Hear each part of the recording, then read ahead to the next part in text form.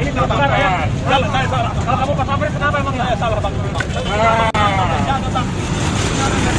Berita terkini, arogan dan kasar kepada Pas Pampres. Propam Polda Metro Jaya, tahan 3 oknum PPKM. Sebanyak 3 orang, anggota Kepolisian Resor Metro Jakarta Barat, diperiksa oleh Propam Polda Metro Jaya, karena membentak seorang anggota Pas Pampres. Mereka diperiksa lantaran membentak dan bersikap kasar terhadap seorang pasukan pengamanan Presiden, atau Pas Pampres, di pos penyekatan PPKM Darurat Jalan Daan Mogot, Jakarta Barat. Ya, kalau di dalam aturan kami, di dalam peraturan disiplin, memang dalam melayani masyarakat anggota Polri tidak boleh bersikap seperti itu, ya, ujar Kabid Propam Polda Metro Jaya, Komisaris Besar Birawa Braja Paksa saat dihubungi, Kamis, tanggal 8 Juli tahun 2021. Braja menjelaskan, pihaknya menjadikan rekaman video saat anggota polisi berbuat kasar kepada Pas Pampres sebagai barang bukti. Selain itu, Braja mengatakan pihaknya juga akan memeriksa beberapa saksi lainnya sebelum menjatuhkan sanksi kepada ketiganya. Terkait sanksi apa yang akan diberikan, Braja belum bisa menjelaskannya karena proses pemeriksaan belum selesai. Meriksa seseorang tidak bisa singkat gitu. Kami butuh lihat bukti-bukti di lapangan, saksi-saksi, walaupun hanya pelanggaran disiplin, ya, kata Braja. Kericuhan antara anggota Pas Pampres dengan polisi ini berawal saat seorang anggota Pas Pampres bernama Praka Izroi Gajah tak bisa melintasi pos penyekatan PPKM darurat di Jalan Daan Mogot, Jakarta Barat pada Rabu kemarin. Alasannya, Izroi tak mau menunjukkan kartu tanda anggota atau KTA Pas Pampres kepada petugas yang berjaga. Izroi kemudian sempat adu mulut dengan petugas dan mengatakan tak mau memperlihatkan KTA karena petugas tersebut tidak berpakaian dinas. Izroi menyampaikan sedang buru-buru karena harus mengikuti apel dan akan bertugas. Adu mulut itu kemudian berakhir dengan kericuhan. Petugas memiting leher Izroi dan membawanya. Setelah sempat berdebat, Izroi akhirnya menunjukkan KTA tersebut hingga akhirnya diperbolehkan melintas. Masalah tersebut ternyata tak selesai sampai di situ. Pada malam harinya, rekan Izroi yang berjumlah sekitar 50 orang mendatangi Polres Metro Jakarta Barat. Mereka menuntut untuk bertemu dengan anggota polisi yang menghalangi Izroi melintas. Beruntung, kedatangan puluhan orang itu tak sampai menimbulkan kerusuhan.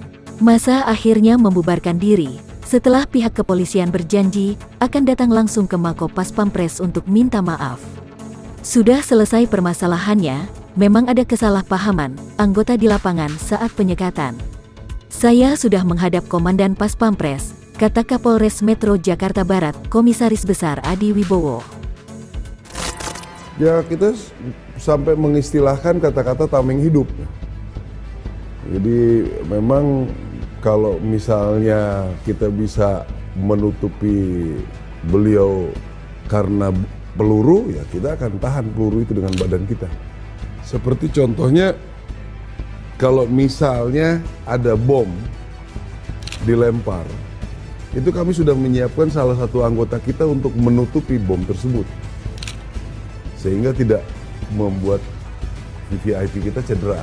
Bedanya penjagaan Pas Pampres terhadap VVIP dengan penjagaan yang lain, kami itu dibilang di doktrinnya bahwa kita menjaga simbol negara. Simbol negara. Sehingga memang ya itulah yang membuat kadang-kadang kita terlalu reaktif untuk melindungi presiden. Keributan sempat terjadi di pos penyekatan PPKM darurat di Daan Mogot, Jakarta Barat setelah anggota Pas Pampres, Praka Izroi, stop oleh petugas. Suasana sempat makin panas gegara ucapan salah satu oknum polisi ke anggota Pas Pampres tersebut. Iya, kamu jangan begitu. Ini tugas negara, ini tugas negara ya. Saya salah. Kalau kamu Pas Pampres kenapa emang ya? Salah. Praka Izroi terlihat sabar dan rendah hati menghadapi tindakan penyekapan itu. Ia tetap tenang menghadapi berbagai pemeriksaan meski sudah mengakui dirinya sebagai Pas Pampres. Ia bahkan berkali-kali meminta maaf kepada personil polisi yang tengah mendekapnya tersebut. Video ini pun viral di media sosial.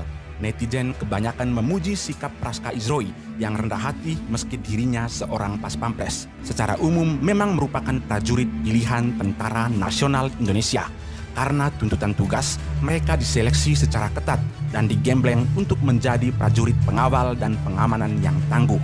Para prajurit pas pampres diambil dari sejumlah kesatuan TNI seperti Komando Strategis Angkatan Darat atau Kostrad, Komando Pasukan Khusus atau Kopassus, dan kesatuan-kesatuan lain di TNI Angkatan Laut dan TNI Angkatan Udara. Mereka dipilih dari proses seleksi yang ketat dan tidak hanya memprioritaskan ketangguhan fisik, namun juga kecerdasan intelektual dan psikologis. Sehingga dalam menjalankan tugas, Pas Pampres bisa mengambil tindakan secara tepat dengan tenang. Mereka sangat mahir dalam mengoperasikan berbagai jenis senjata api dengan akurasi bidikan di atas rata-rata serta menguasai sejumlah bela diri. Seorang Pas Pampres harus menguasai bela diri, bukan hanya satu, melainkan 6 bela diri. Itu terdiri dari karate, yongmodo, taekwondo, pencaksilat, dan MMA.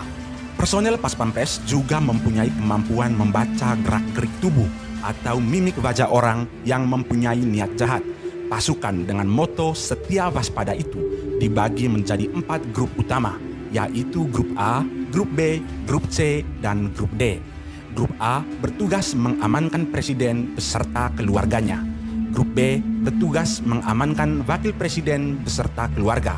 Sementara Grup C bertugas mengamankan tamu negara setingkat kepala negara atau kepala pemerintahan, serta batalion pengawalan protokoler kenegaraan, skadron kavaleri panser, datasemen musik militer, serta beberapa datasemen pendukung lainnya.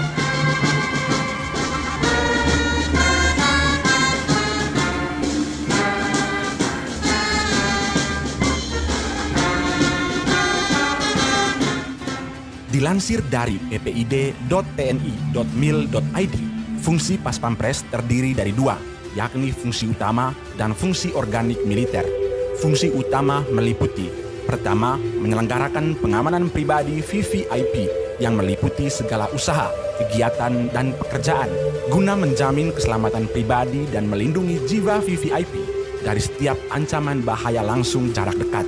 Kedua, menyelenggarakan pengamanan instalasi yang meliputi segala usaha, kegiatan, dan pekerjaan pengamanan personel, material, serta fasilitas di lingkungan yang digunakan oleh VVIP. Ketiga, menyelenggarakan pengamanan penyelamatan VVIP yang meliputi segala usaha, kegiatan, dan pekerjaan yang terencana dan terarah guna melindungi kegiatan menyelamatkan jiwa VVIP dari ancaman, gangguan, hambatan, dan tantangan yang kemungkinan terjadi setiap saat.